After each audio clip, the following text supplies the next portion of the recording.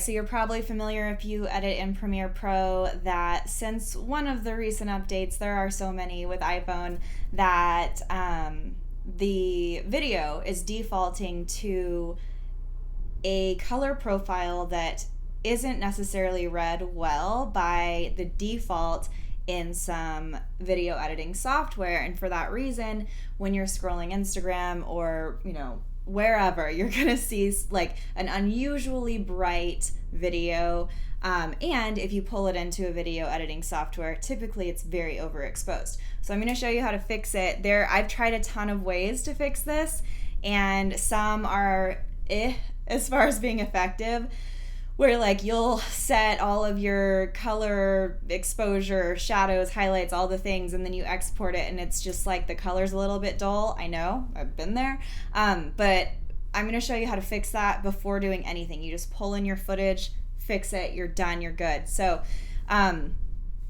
this is like a screen recording that I'm going to be editing. You can see this is fine, but this one is clearly overexposed. So in order to fix this, before I even get started editing, I'm just going to right click it. I'm going to say reveal in project. That's going to show me the exact track. And if you have a ton of stuff loaded up already, that's going to help a lot to reveal it, especially if you're bad at naming things like I am. Once you find that in the track, in the project, you can right click it. You're going to go to modify, and then you're going to go to interpret footage. Once that is open, you're going to go to the bottom. You see color management.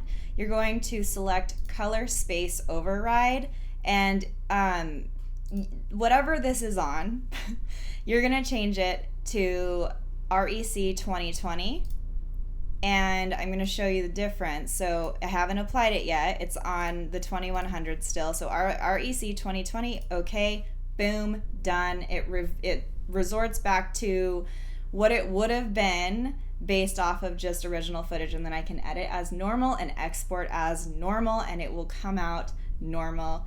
You can thank me later. I hope this was helpful.